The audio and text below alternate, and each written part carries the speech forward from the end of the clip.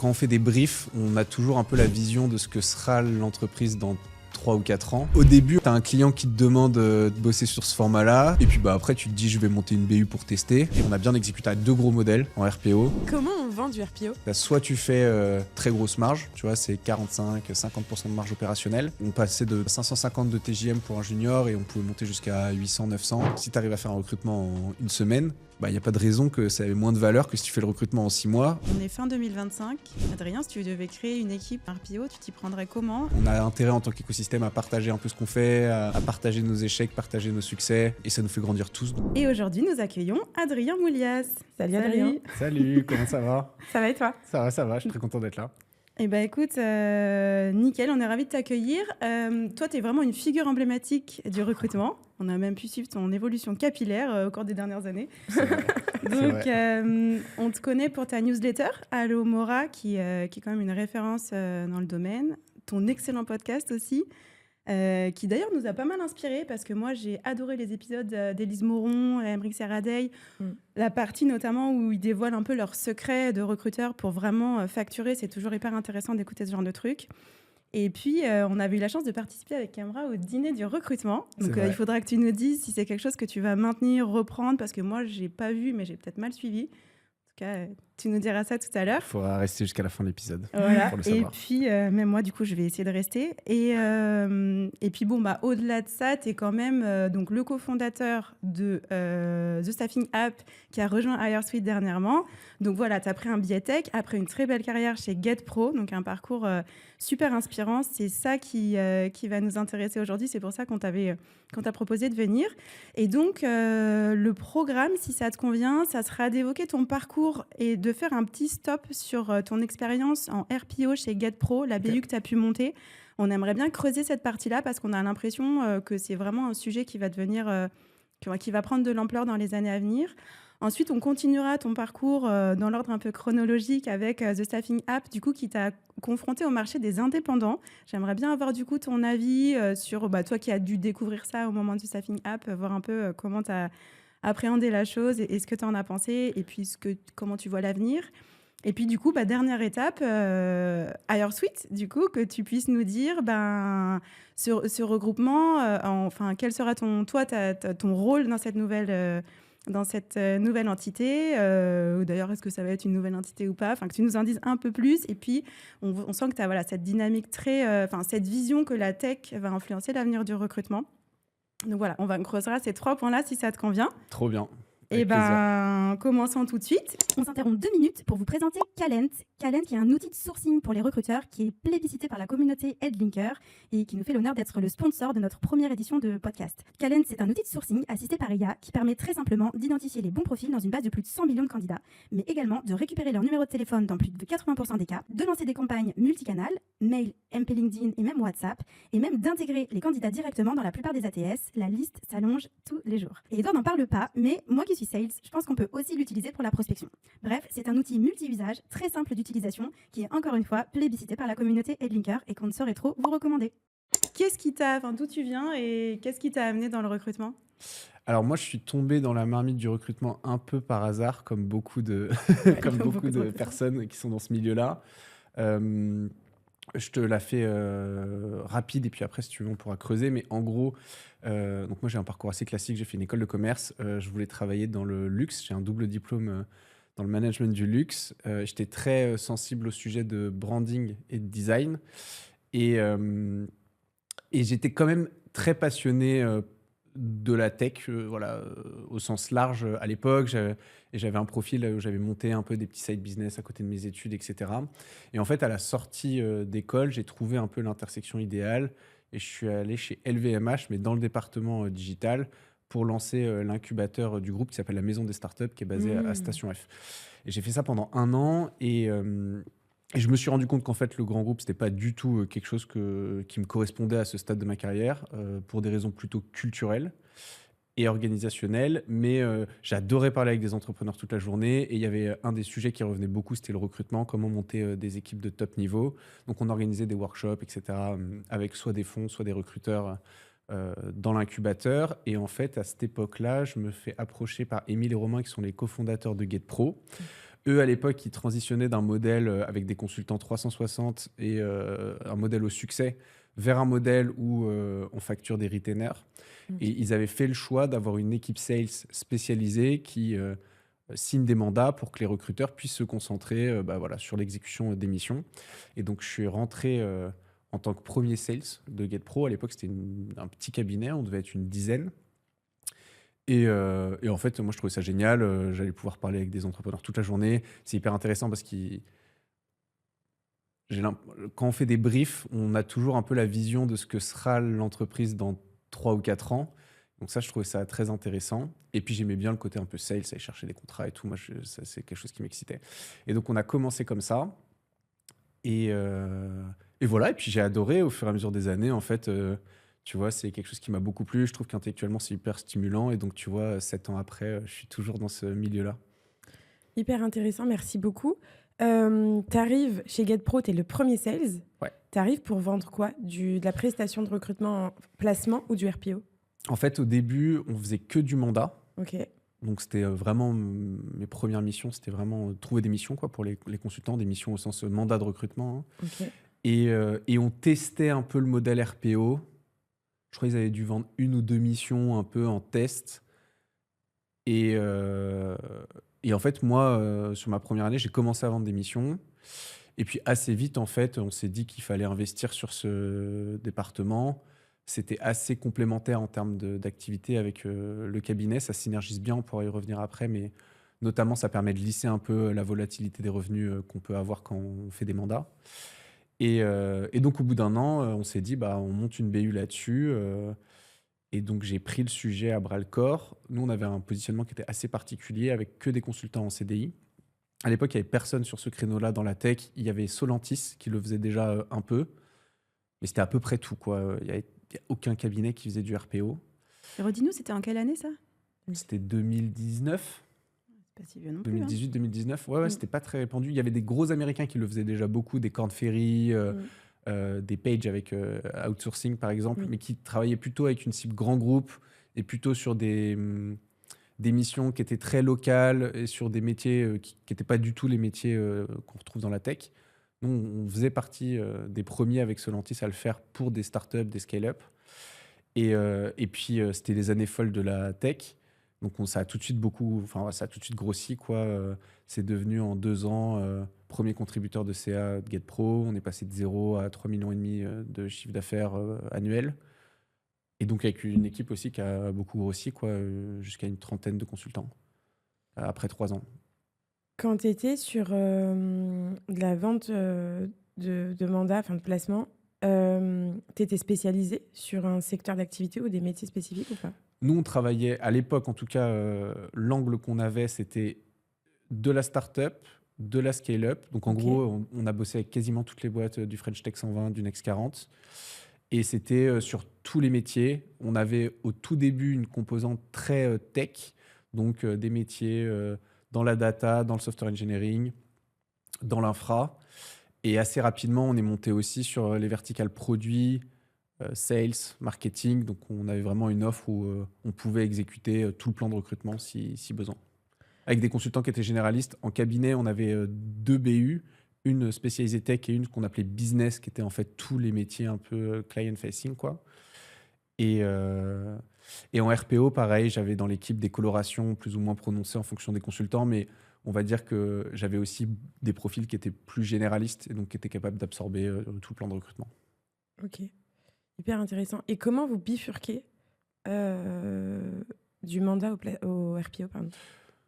Ça s'est fait de manière un peu organique. En vrai, Ok. je peux te faire le storytelling où c'était une strat très bien montée, préparée depuis 10 ans et tout. En fait, ce qui s'est passé, c'est au début, en fait, tu as un client qui te demande de bosser sur ce format-là. Tu te dis, bon, ok, je vais tester. Et puis, en fait, tu en as un deuxième. Et puis, en fait, tu trouves que c'est pas mal. Parce qu'il y a aussi des avantages. Il y a des inconvénients aussi, mais en tout cas, ça synergisait bien avec une activité cabinet, quoi. Mhm. Et puis après, tu te dis, je vais monter une BU pour tester avec des petits objectifs. Et on a bien exécuté. Et en fait, ça a très vite explosé. Et en fait, voilà, après, on l'a structuré en département. Mais ça s'est fait de manière assez organique. Et en fait, on a suivi un peu ce que voulait le marché, hein. Mais le client, il te formalisait le terme RPO ou il te disait non, mais moi, j'ai pas envie de payer un truc au succès. Et donc, c'était un. Comment il verbalisait le truc? Alors, j'essaie de me souvenir. Il connaissait le terme RPO? Ouais, les Ouais, premiers quand même. clients, ils connaissaient un peu. Je pense qu'ils avaient un peu entendu. En fait, ça existait déjà Oui. fortement dans les pays anglo-saxons. Ça commençait à arriver dans la tech. Eux, en fait, ils voulaient. Et en fait, ça venait aussi de est-ce que vous pouvez me déployer quelqu'un chez moi, au-delà du terme RPO, tu vois? Parce qu'en fait, j'ai pas que des missions de recrutement à confier à cette personne. En fait, le cas d'usage par lequel on est rentré, c'est petite start-up. J'ai pas envie de monter une équipe RH ou recrutement en CDI parce que c'est encore un peu instable. Ouais. Par contre, je suis chaud d'avoir quelqu'un qui vient pendant 6 mois, qui me fait mes 5 recrutements et qui m'aide aussi un peu à structurer des process, mettre en place des outils. Voilà. Et donc, est-ce que vous pouvez me déployer quelqu'un de chez vous pour quelques mois? Et voilà. C'est intéressant parce que la semaine dernière, on a interrogé Fabien Calderella, qui Ouais. était à ta place, et on lui demandait effectivement quel était l'objectif, lui, quand il recrutait un RPO. Il nous expliquait que Après, bon, effectivement, lui, il travaille chez Artemis, donc il a toujours travaillé dans des cabinets de conseil informatique plus ou moins gros, donc c'est peut-être pas les mêmes objectifs qu'en start-up, mais son objectif à lui, quand il recrute un RPO, c'est de créer un vivier de candidats, pas forcément avec la volonté et l'objectif de recruter. Est-ce que c'était le cas pour tes clients? Non. Non, nous, ils ont toujours voulu recruter. En fait, le cas d'usage après qui s'est dégagé, sur lequel nous, on était extrêmement bons, c'était t'as levé une série A de 12 millions, ou alors même plus, on travaillait aussi pour des entreprises du Next 40, genre on a fait Blablacar, on a fait Doctolib, on a fait Alan, on les a quasiment toutes fait. Tu viens de lever, mais on va rester sur la série A, tu viens de lever 12 millions, il faut que tu recrutes 35 personnes l'an prochain. Mais en fait, tu n'as pas envie de dimensionner ton équipe recrutement en interne pour recruter 35 personnes par an parce que en fait, tu ne sais pas si dans 3 ans, tu vas continuer sur ce rythme-là. Et donc, en fait, ce que tu fais, c'est tu achètes une expertise ponctuelle pour répondre à un besoin court terme. Donc, ça va te coûter un peu plus cher que si tu recrutais quelqu'un en CDI. Mais par contre, ce que tu achètes, en fait, c'est de la flexibilité. Donc, le fait de pouvoir cut si jamais ça se retourne. Et en fait, il y avait un vrai fit avec les besoins des startups parce que il y a une incertitude qui est très forte, qui est inhérente à leur activité. Et donc, des modèles qui sont très élastiques, en fait, ça leur convenait bien.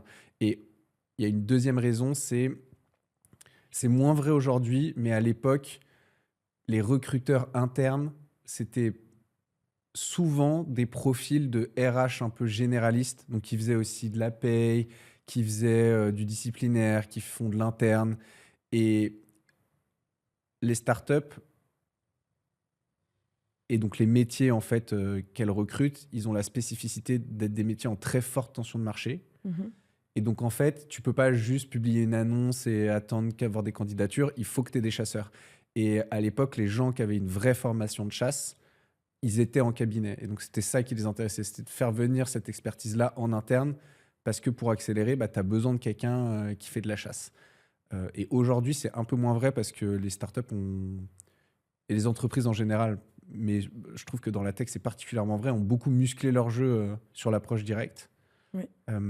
Et donc maintenant, tu as des vrais chasseurs qui ont connu un parcours uniquement en interne. Mais je connais des recruteurs, typiquement par exemple chez Doctolib, qui sont des tueurs à gages sur le recrutement par approche directe, qui sont vraiment extrêmement fins sur la chasse. Ce que tu avais un peu moins, en tout cas, il y a 5, 6, 7 ans. Moi, ce que je trouve très intéressant là-dedans, c'est que là, on parle de tech et on parle de start-up, et à une époque qui est un peu révolue, en tout cas cette période de très grosse activité où tout le monde faisait des séries A et devait grossir des équipes. En revanche, j'ai l'impression, moi je vois ça aujourd'hui dans le domaine de l'industrie, chez Headlinker. Donc nous, on a beaucoup de missions en industrie, donc on retrouve ces sujets de tension, ces sujets de candidats qui ne sont pas du tout actifs sur le marché, qui ne sont même pas forcément sur LinkedIn. Donc on retrouve ces histoires de « il va falloir chasser ». Et en fait, je pense que les PME n'ont pas du tout cette culture de RPO, truc qui vient des US et tout, mais qu'en fait, le besoin n'est pas du tout adressé aujourd'hui. Et je pense qu'en fait, ce modèle de RPO, il serait probablement très adapté Et donc, il va falloir évangéliser sur cette partie-là parce que je pense que les boîtes ne savent pas en fait que ça peut exister. Et moi, j'ai beaucoup de chasseurs qui me disent « Ah, bah, j'ai remporté un appel d'offres, j'ai 14 postes d'un coup qui rentrent. » Les gars sont tout seuls, c'est des indépendants. Et donc, ils créent des équipes chez nous, chez Headlinker, de sourceurs, etc. Mais on sent que c'est un truc où là, en fait, il faudrait presque avoir des gens sur site. Parce qu'en plus, une usine, c'est un truc, voilà. Donc, je ne sais pas si tu connais ce domaine de l'industrie, mais c'est pour ça qu'on avait envie de creuser ces sujets de RPO, parce que j'ai l'impression que c'est un truc, comme le marché du recrutement n'est pas très pénétré. En France, l'externalisation, c'est pas aussi développé que dans les pays anglo-saxons. Il est possible que le RPO, justement, se développe sur d'autres franges de spécialisation que la tech. Ouais, c'est un tout à truc que fait. tu as identifié ou Ouais, toi, bah, c'est pas ton secteur, l'industrie? nous, donc, chez GetPro, à l'époque, on était très spécialisé sur la tech, c'était notre niche. Par contre, on a eu des discussions, tu vois, par exemple avec des industriels, plutôt des grands groupes. Donc, j'avais discuté, je me rappelle, on a fait des appels d'offres pour Air Liquide, pour Dassault Systèmes. Et eux, ça correspond bien parce qu'ils ils sont aussi sur des métiers en tension, mais par contre, ils avaient des besoins très localisés. C'est je vais monter une équipe de techniciens à Angoulême, donc il me faut un gars qui est à Angoulême, quoi. Nous, on répondait pas très bien à ces enjeux, aussi parce qu'en termes de budget et de positionnement, ça correspondait pas en gros à ce qu'on proposait. On se focalisait plutôt sur des missions très haut de gamme, quoi. Et puis on avait on va dire un niveau de service qui était peut-être un peu surdimensionné par rapport à ce que eux cherchaient. Mais par exemple, Michael Page avec Page Outsourcing répondait très bien à ces problématiques-là. Et tu vois, c'est intéressant ce que tu dis parce qu'on s'est rendu compte après chez GetPro qu'il y avait d'autres marchés qui avaient des caractéristiques qui étaient intéressantes pour le RPO et sur lesquels on a lancé des cabinets, enfin des marques en tout cas, qui étaient des marques qui étaient indépendantes de GetPro. Et notamment, un des secteurs sur lesquels on a beaucoup investi, c'était la transition énergétique. Et là, c'est pareil, c'est des métiers qui sont ultra forte tension.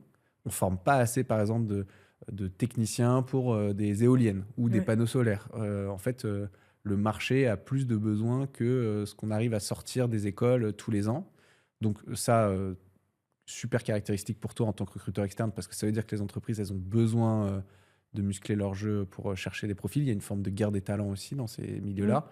C'était un secteur en plus qui était méga bien financé à l'époque, donc beaucoup de moyens. Et donc en fait, quand tu as beaucoup de moyens et que tu as besoin d'aller vite, bah, en fait, tu fais appel à des cabinets de chasse ou des RPO, mais tu as du budget quoi, pour investir sur le recrutement.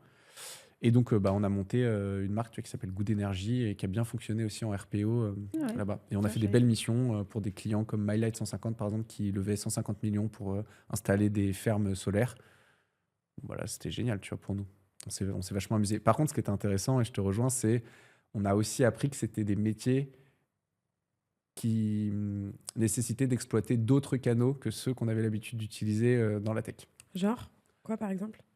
Bah, typiquement, il y en a beaucoup qui sont pas sur LinkedIn.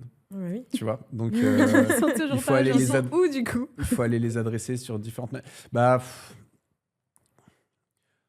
moi, j'ai pas énormément travaillé, tu vois, sur ces sujets, donc je sais pas si je suis la personne la plus pertinente pour répondre, mais en gros, ce que je voyais un peu de ma lucarne, c'était comme tu as des problématiques locales, en fait, le réseau local est hyper important, donc la cooptation. En fait, tu vas voir, par exemple, des gens qui sont déjà dans la boîte. Ok, fais-moi la liste de tous tes potes d'école ou tous tes potes qui bossent dans la région. Je vais les appeler un par un. Tu avais quand même... les annonces, ça marchait un peu quand même, parce que c'était des populations qui répondaient un peu aux annonces, mais le point, c'était il fallait que ça soit bien ciblé, la pousser au bon moment, etc. Et après, tu avais du X-Ray sur Google... Peut-être des groupes Facebook, des trucs comme ça. Ouais, je sais qu'on a vraiment de chassé aussi ville, un peu quoi. sur Facebook. Mais voilà, je te dis, moi, je pilotais pas vraiment ces missions, donc Ouais. je pense pas que je pourrais vous répondre plus précisément que ça. Merci beaucoup. Tu réussis à construire l'équipe du coup RPO de chez GetPro. Ouais. Quand tu pars, vous êtes combien? Enfin, en tout cas, il y a combien de RPO? Quand j'arrête le RPO chez GetPro, on doit être 25, je pense, dans l'équipe. Ok. Ça avait commencé déjà un peu à... La tech se portait un peu moins bien, donc et puis on a transitionné d'un modèle où on avait que des consultants en CDI. En gros, tu as deux gros modèles en RPO. Soit tu fais du McKinsey, Et donc là, en gros, c'est tu prends des consultants haut niveau en CDI. Et donc, on avait une approche où on déployait un directeur de projet plus des équipes qui géraient, tu vois, tous les recrutements, mais qui faisaient aussi, tu vois, on a fait de l'implémentation d'ATS, on a fait du conseil en structuration grille de rémunération. Ok. On venait vraiment travailler sur l'ensemble des couches talent acquisition. Et donc ça, ce modèle-là, il est très bien parce que très grosse marge, tu vois, c'est 45-50% de marge opérationnelle. Par contre, et tu as un contrôle extrêmement précis de l'expérience client du début à la fin de la mission. Tu vois, c'était super standardisé, avec des reportings hyper léchés. On avait des consultants de top niveau qui sortaient des meilleures écoles et donc qui travaillaient, enfin, c'était très quali, quoi. Donc on facturait cher. Cher combien? Bah, tu vois, un En junior à TJM, ça se l'époque, plaçait combien? c'était 550 euros. Vraiment junior, 2 ans d'expérience. En Et quelle on année? pou- Pardon? Pardon, je t'ai coupé, mais en quelle année? Bah, jusqu'à 2022. Ça serait plus le cas aujourd'hui, hein. Ouais, Et de toute façon, je on y pense que reviendra. le modèle est pas du tout adapté au marché actuel. Ok. Mais on y reviendra. Sauf pour quelques entreprises très très nichées, très précises. Mais si je devais reconstruire la BU aujourd'hui, je la ferais totalement différemment. Ok. Mais nous, à l'époque, ce qu'on voulait, c'est comme tu engages ta marque, on voulait contrôler extrêmement finement l'expérience. Et donc, tu vois, par exemple, on avait des consultants qui bossaient aussi depuis GetPro. On faisait un modèle hybride, tu vois, 3 jours chez le client, 2 jours chez nous, parce qu'on voulait les suivre, on copilotait les missions, on traquait les KPI, on avait vraiment un accompagnement où, en gros, ce qu'on disait au Head of Talent ou au DRH, c'est t'inquiète, c'est en pilote, enfin, c'est nous qui pilotons, toi, tu as juste les recrutements qui tombent, et donc voilà. Et donc, ça nécessitait d'avoir des ressources en CDI parce qu'il faut que tu les formes sur tes méthodos, il faut que tu les formes sur tes outils. Euh, et donc, ouais, on passait de, tu vois, 550 de TJM pour un junior et on pouvait monter jusqu'à 800, 900. Et on a fait même certaines missions avec des modèles. Tu peux t'amuser, tu fais une part de fixe, tu vois, plus des primes de recrutement, par exemple. Euh, mais c'est grosse marge. Par contre, tu absorbes tout le risque. C'est-à-dire que bah, tu as quelqu'un en CDI, il est en Bien sûr. intercontrat, bah, tu le payes tous les mois et il ne bah produit oui. pas de revenus. Deuxième modèle, c'est plutôt un modèle de SN. Et donc là, c'est plutôt, tu es un intermédiaire entre un besoin et une ressource. Et donc, en fait, tu vas prendre des freelances. Tu as un pool de 500 freelances dans lequel tu vas piocher. Et donc, le client te dit bah, j'ai besoin de quelqu'un de 5 ans d'expérience qui parle anglais et qui sait recruter sur les métiers de la data. Hop, tu vas regarder dans ta liste, tu le mets en relation. Et donc là, en général, bah, donc, du coup, c'est beaucoup moins risqué, c'est beaucoup plus élastique parce qu'en fait, tu n'as pas de coût fixe. Par contre, les marges sont souvent moins importantes, c'est de l'ordre de 15 à 20%. Tu contrôles moins l'expérience client. Ouais, bien Tu sûr. vois, le freelance, tu le connais moins bien, tu l'as un peu vu, mais en fait, tu peux avoir des expériences où il dégrade complètement ta marque chez le client. Et puis, c'est pas standardisé, ils font pas les mêmes reportings, ils sont pas formés de la même manière. Et donc, tu as plus de variance, on va dire, sur l'expérience que tu délivres. Donc là, tu le compenses en général par du volume. Et donc, c'est deux modèles qui sont assez différents. Nous, à l'époque, on était plutôt sur le modèle McKinsey, en toute humilité et toute proportion gardée, Mhm. évidemment. Mais en fait, nos clients, ils venaient nous chercher pour une expertise et un modèle un peu plug and play, ultra autonome et ultra fiable. Mhm. Et donc, qui coûtait cher, mais qui était aussi beaucoup plus fiable. Et tu avais d'autres modèles, je pense à d'autres entreprises qui faisaient plutôt de l'intermédiation. Voilà. Ok. Et aujourd'hui, je pense que dans le marché actuel, si je le referais, je ferais plus avec de l'intermédiation. Et comment t'expliques qu'aujourd'hui, les prix ont drastiquement baissé?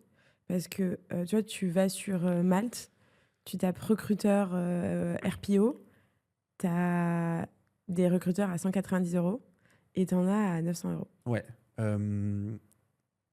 Alors, je connais des très bons recruteurs qui arrivent encore à facturer des TJM ultra chers. Ok.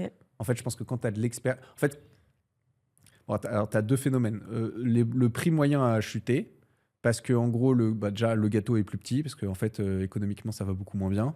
Donc, les entreprises, elles investissent moins dans des recrutements externes. Et en plus, on est beaucoup plus à manger sur le gâteau parce que tu as une arrivée assez massive de freelance depuis 5 ans sur le marché qui n'était pas là avant. Et tu vois, c'est marrant, j'en parlais avec Amélie Arnaud récemment. Elle me disait, bah, moi, genre, il y a 7 ans ou il y a 6 ans, j'étais solo, quoi. Enfin, il n'y avait personne sur ce marché, quoi. Et donc là, tu as beaucoup plus d'indépendance, c'est en forte croissance. Et donc, eux, ils cassent un peu les prix. Donc ça, je dirais que le phénomène de baisse un peu du TJ, en fait, c'est juste on est plus nombreux et en plus, il y a moins de besoins. Donc ça forcément, tu crées une sélection par le prix, quoi. Et après, il y a de la variance parce que y a à boire et à manger, quoi. Tu vois, il y a des gens qui sont ultra forts, qui ont des track records de fous furieux. Et donc, en fait, leur expertise, elle vaut très cher. Et puis, il y en a qui arrivent et en fait, ils n'ont pas trop d'expertise. Et en fait, c'est je pourrais te prendre toi, mais je pourrais aussi prendre un autre. Donc, en fait, c'est quoi qui fait la différence? C'est le prix. Et après, ça dépend aussi du besoin du client, tu vois. Si tu as juste besoin de quelqu'un qui te source des CV, en fait, tu vas pas mettre beaucoup de budget. Si tu as besoin de quelqu'un qui a un... Tu vois, par exemple, je connais des recruteurs, ils facturent cher parce qu'en fait, ils connaissent déjà le bon candidat pour toi. Au moment où tu lui fais le brief, il dit ok, trop bien, j'ai 5 personnes à te présenter. Bon, ça, en fait, ce réseau-là, ça vaut hyper cher, tu vois. Bien sûr. Et donc, en fait, tu le factures très cher. C'est hyper intéressant parce que encore hier, j'ai une recruteuse, une consultante en recrutement qui me pose la question de... en fait, alors pas du tout sur le modèle du RPO, elle fait du placement, mais elle me dit, j'ai un candidat, je veux faire du push, du placement actif, est-ce que je vends moins cher? Pour moi, c'est non. Tu vois, pour moi, il faut même le vendre plus cher parce que tu apportes la solution hyper rapidement, tu vois, ça a plus de valeur. Exactement. Ouais, je suis complètement d'accord avec toi. Tu le vends pas plus cher dans les faits, mais en fait, c'est comme, tu vois, j'ai besoin de faire un logo, je prends un designer pour faire mon logo. En fait, ce que tu veux, c'est un beau logo rapidement. Et en fait, plus ça va vite, plus ça a de la valeur parce qu'en fait, moi, j'ai mon logo, ça me permet d'enchaîner sur les autres choses que j'ai à faire. Alors qu'en fait, quelqu'un qui met 2 mois à me faire un logo, pour moi, ça vaut pas plus cher. C'est juste que tu as été plus lent, quoi. Moi, ce que je veux, c'est le produit fini. Et donc, en fait, si tu arrives à faire un recrutement en 1 semaine, il n'y a pas de raison que ça ait moins de valeur que si tu fais le recrutement en 6 mois. Clairement. Au contraire, même, je dirais que tu rends plus service à l'entreprise qui t'a missionné. Donc, et j'ai eu des exemples, tu vois, de recrutement parfois tu fais en 1 semaine et ça, c'est trop cheaté, quoi. Ouais, mais là, on comprend que le client se dise « Attendez, vous avez bossé 1 semaine, ça va pas me coûter 20 000 balles cette histoire. » Mais c'est un sujet pédagogique. Il faut expliquer. Je pense en fait, ce que tu payes, c'est pas la semaine de travail. Ce que tu payes, c'est les 10 ans de taf avant qui permettent de présenter la bonne personne en 1 semaine. En fait, c'est ça que tu factures. C'est ça qu'il faut pouvoir exprimer, ouais, effectivement. Et il y en a qui ne sont pas à l'aise, je rejoins Camra là-dessus. Du coup, pour terminer, à moins que tu aies d'autres questions, Camra, sur le RPO, si tu disais tout à l'heure, si je devais recommencer aujourd'hui, créer une équipe, je ne ferais pas comme ça. Donc aujourd'hui, on est fin 2025. Adrien, si tu devais créer une équipe RPO, tu t'y prendrais comment? Et quelles seraient les différences, en fait? Dans le marché actuel, moi, ce que je ferais, c'est je prendrais une niche. C'est dur de commencer. Enfin, si je devais commencer de zéro, je prendrais une niche. Je sais pas, transition énergétique. Je me crée un pool de 250, 300 freelances. Et donc là, pas besoin d'échanger avec eux. De toute façon, tout le monde cherche des missions. Donc en gros, tu fais un formulaire. Ce que j'avais fait à la fin de chez GetPro, j'avais créé un programme qui s'appelait RPO Partners où c'était ça, tu vois. Tu fais un formulaire, ok, t'es basé où? C'est quoi ton expertise? C'est quoi ton TJ? Et donc, tu les qualifies, tu te crées ta base de données.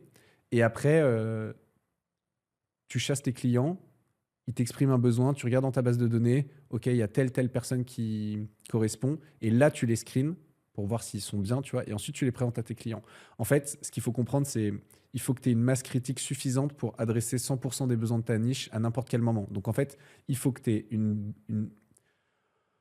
En gros, il faut que tu balayes à la fois suffisamment d'expertise, suffisamment de localisation, parce que tu as besoin de quelqu'un à Strasbourg, il faut que tu aies des personnes à Strasbourg. Tu as besoin de quelqu'un à Nantes, il faut que tu aies des recruteurs à Nantes. Et ensuite, il faut qu'ils soient dispo maintenant, parce qu'en fait, le facteur clé de succès, c'est la vélocité. C'est en fait, il faut que tu présentes 3 personnes en 24 heures. Donc en fait, pour avoir 3 personnes en 24 heures, dispo à Strasbourg, faut peut-être que tu aies 20 recruteurs à Strasbourg.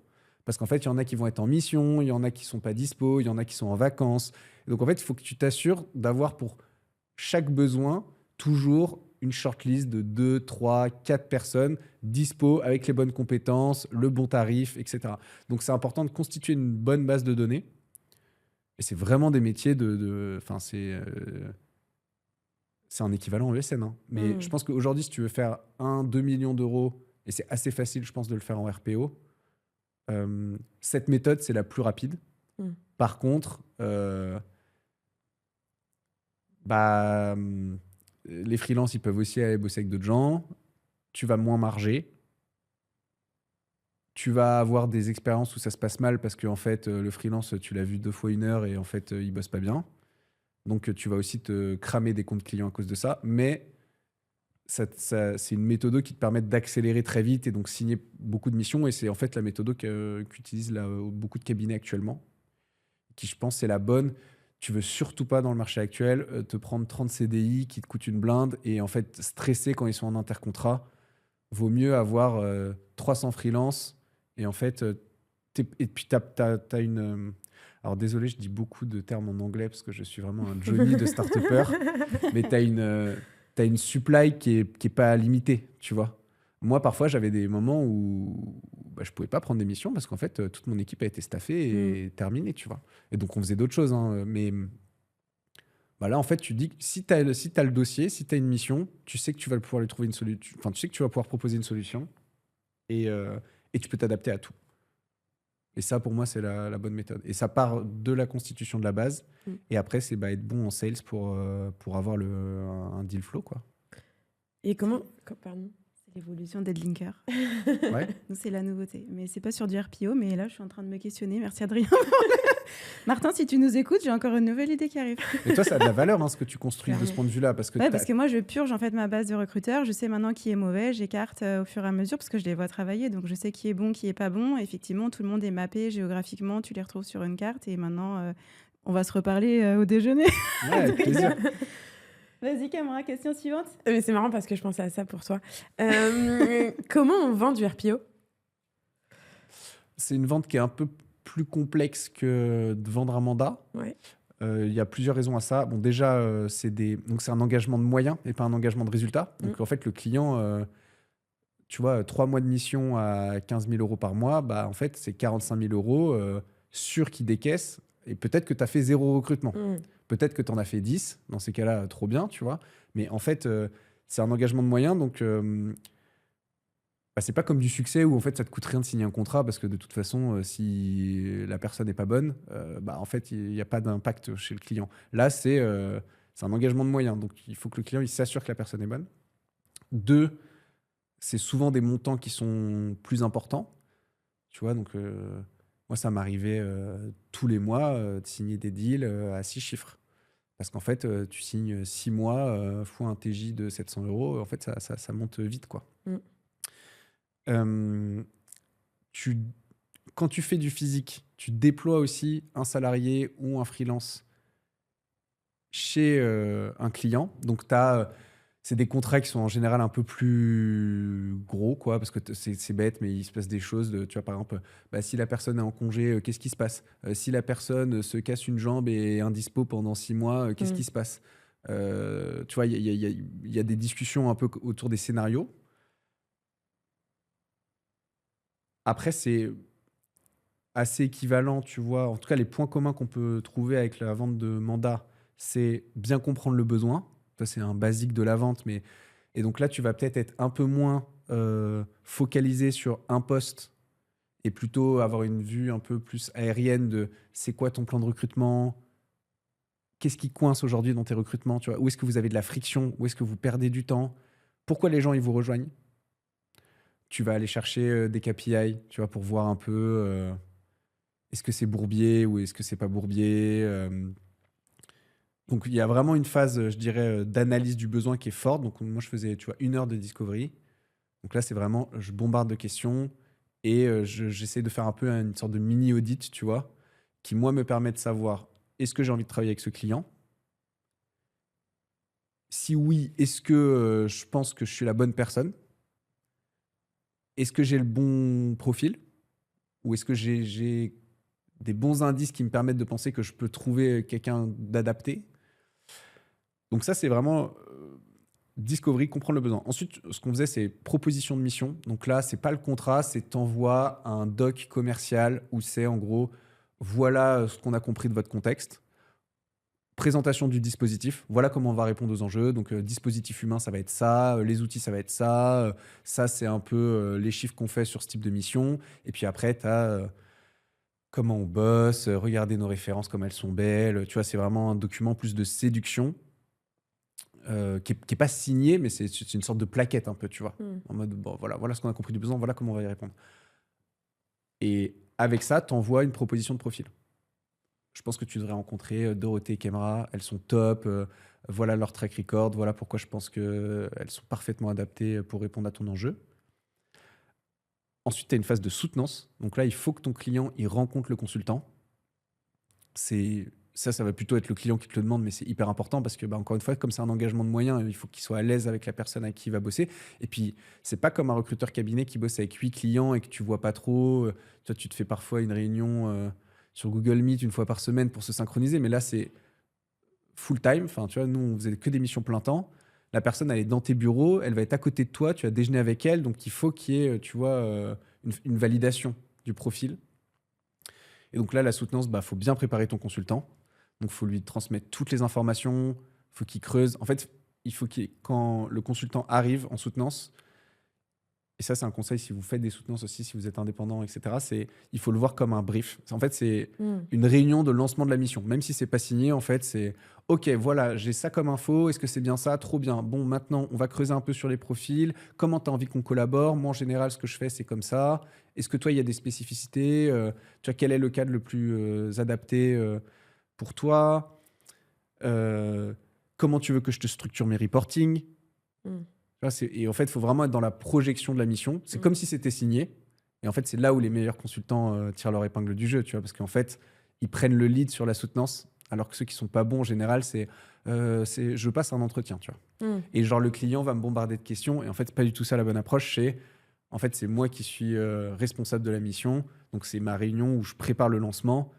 Et c'est toi qui vas me donner des infos. Et ça me permet de mettre en avant mon expertise. Et souvent, là, le client te dit « Ouais, trop bien, vas-y, let's go ». Et après, tu as envoi du contrat, signature du contrat. Et donc là, en fait, tu sais que c'est fait, mais il faut se mettre d'accord sur tous les détails. Et donc là, tu as ton modèle standard. Et puis après, c'est de la négo, quoi. Mais donc, souvent, tu vois, durée moyenne de vente, c'est 1 à 2 semaines. Mais ta proposition commerciale et ta shortlist, il faut la shooter en 48 heures max. Parce que la vélocité est la clé. Et comme tu n'es pas tout seul aussi à discuter avec le client, en fait, il faut que tu amènes la bonne personne, mais il faut que tu l'amènes vite. Bien sûr.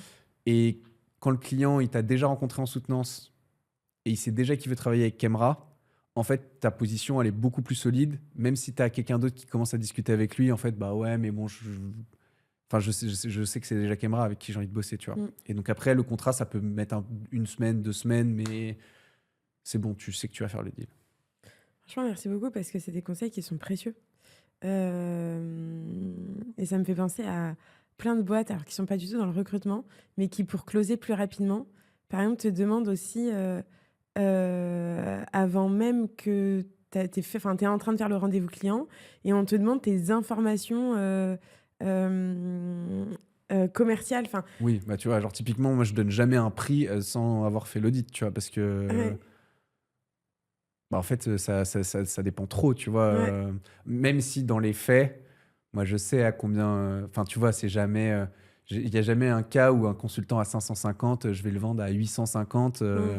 Mais en fait, c'est une question de proposition de valeur, tu vois. Si, en fait, tu donnes ton prix avant, alors que tu n'as même pas prouvé ton expertise, en fait, la sélection, elle va se faire sur le prix. Et tu es toujours perdant à ce jeu-là, tu vois. Et oui. Mais...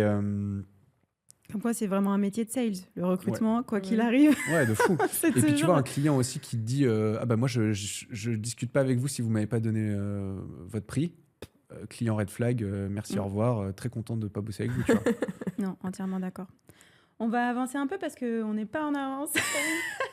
Du coup, donc, tu quittes GetPro, tu décides pas du tout de lancer un cabinet de recrutement ou un truc équivalent. Tu aimes la tech, tu veux lancer un produit tech. Et tu lances The Staffing App. Et finalement, moi, j'ai eu l'impression, donc on s'est rencontrés à ce moment-là, nous, que tu découvrais un peu la clientèle des indépendants qui était un peu ce que tu adressais, ou c'est moi qui avais compris ça et en fait pas du tout? Non, c'est tout à fait ça. En fait, tu construis un logiciel. Donc, c'est un peu comme tu es en train de. Tu es en chute libre, il faut que tu construises un avion. Mais au début, tu fais pas un avion à réaction. Au début, tu fais un deltaplane. Ça va plus vite. Puis après, genre, tu upgrades ton deltaplane et tu fais un planeur. Et puis après, tu rajoutes des moteurs au planeur et ça devient un avion un peu cool. Et voilà. Et donc, au début, quand tu as. Quand tu as un logiciel un peu basique, tu vas pas tout de suite adresser, tu vois, des gros cabinets de recrutement de 75 personnes. Et donc, au début, tu t'adresses à la cible qui a les besoins fonctionnels les plus limités. Ça veut pas dire que...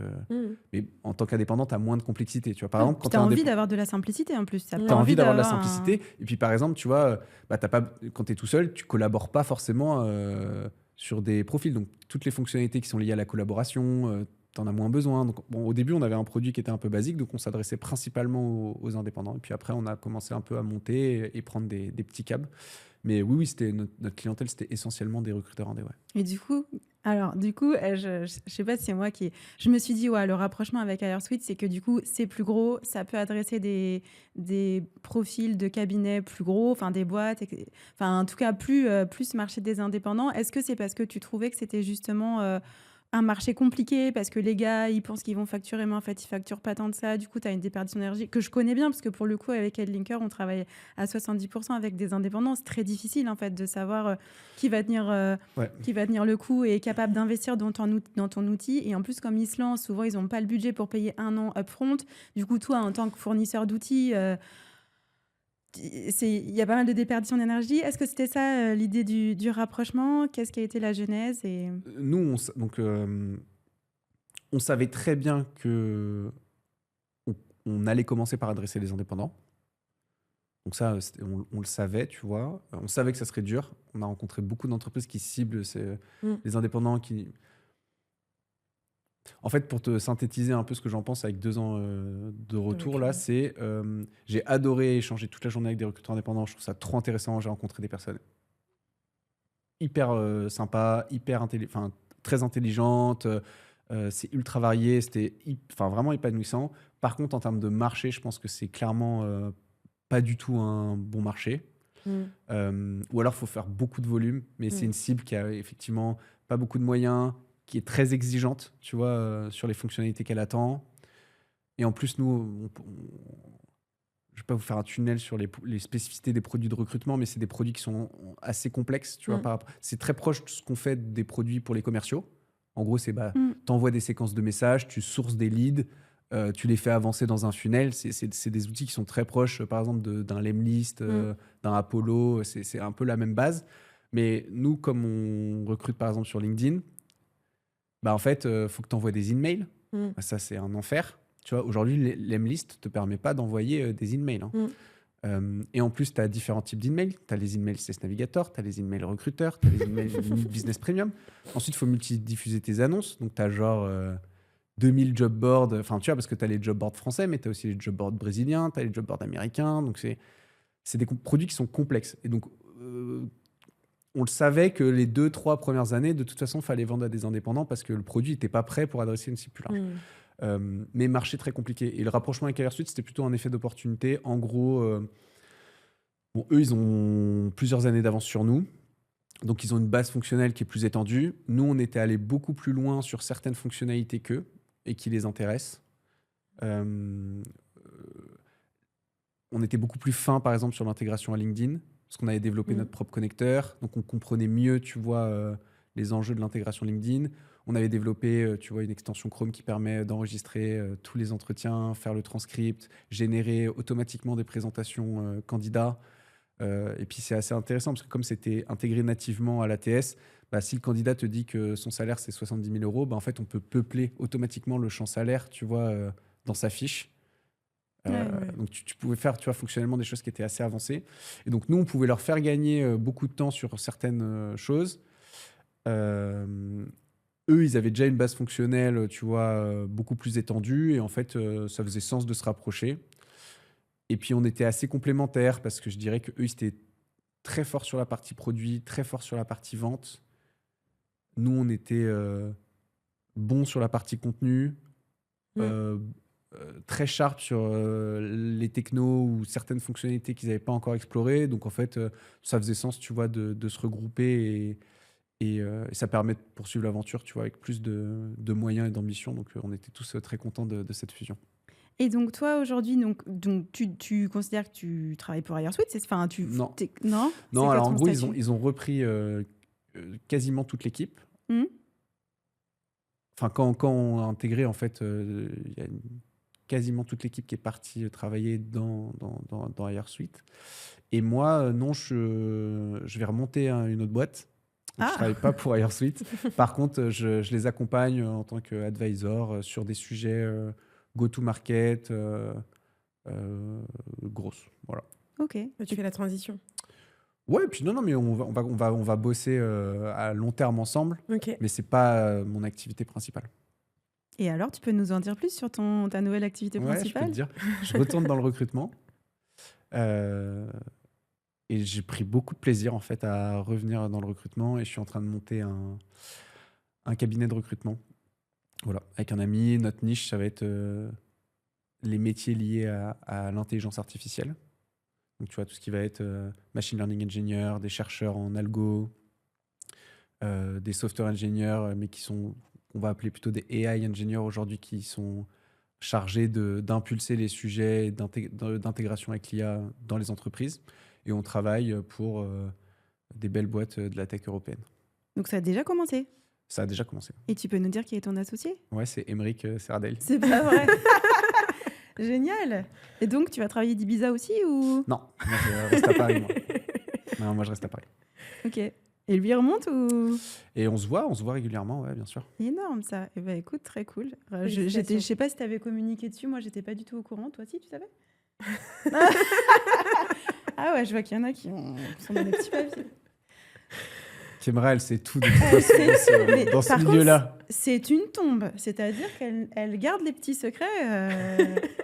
Non, mais en fait, c'est un projet aussi qu'on... Là, tu vois, moi, après avoir beaucoup communiqué pendant 2 ans, je fais une petite pause un peu LinkedIn, là, qui me fait beaucoup de bien. Et en fait, là, moi, je suis juste très content de juste exécuter, revenir dans le métier, échanger avec les clients, level up aussi sur certains aspects, parce que tu vois, j'ai travaillé pendant 5 ans dans un cabinet de recrutement, j'ai monté, tu vois, un département, mais j'avais pas recruté pour des clients, tu vois. Moi, j'étais pas recruteur, en fait. Et donc là, bah, ça fait quelques mois, tu vois, je prends beaucoup de plaisir à faire ça. Et ben, c'est très cool, c'est très chouette et on a hâte de suivre ça. Et donc, du coup, un nouveau prospect pour moi pour Edlinker. On va se parler, Adrien. Et ben, merci, Adrien, en tout cas, pour cet échange. Il y avait quelque chose que tu voulais rajouter ou non, tu voulais nous partager autre chose? Moi, je voulais juste vous féliciter pour ce que vous faites. Moi, je trouve que c'est bien de créer du contenu pour les recruteurs et surtout les recruteurs externes. Je trouve qu'il n'y en avait pas assez. C'est pour ça que moi, j'avais monté le podcast et je suis trop content que vous le fassiez aussi. Je pense qu'il y a plein de choses à explorer et c'est toujours hyper enrichissant. Enfin, moi, je sais que je regarderai avec attention la saison que vous faites là parce qu'il y a plein de manières de travailler. Et je l'ai vu en travaillant là avec et en échangeant avec 2-3 indépendants par jour et aussi des cabinets de recrutement. En fait, moi, j'avais l'impression que tout le monde travaillait comme ce que je faisais chez GetPro et en fait, pas du tout. Et donc, je trouve qu'on a intérêt en tant qu'écosystème à partager un peu ce qu'on fait, à partager nos échecs, partager nos succès. Et ça nous fait grandir tous. Donc, je trouve ça trop bien ce que vous faites et bravo pour ça. Bah, trop cool, franchement, merci beaucoup, Adrien. C'était un plaisir de te recevoir. Tu nous as donné plein d'insights. Il y a plein de choses cool qui se passent pour toi. On espère que ça va continuer comme ça de ton côté. Et puis, on te dit à très vite. Merci beaucoup, à très vite. Merci. Salut. Ciao.